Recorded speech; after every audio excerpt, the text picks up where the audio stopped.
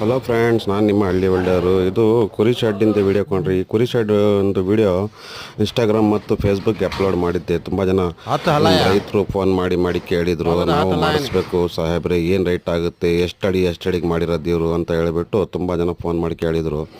ಅವ್ರಿಗೋಸ್ಕರ ವಿಡಿಯೋ ಮಾಡಿರೋದು.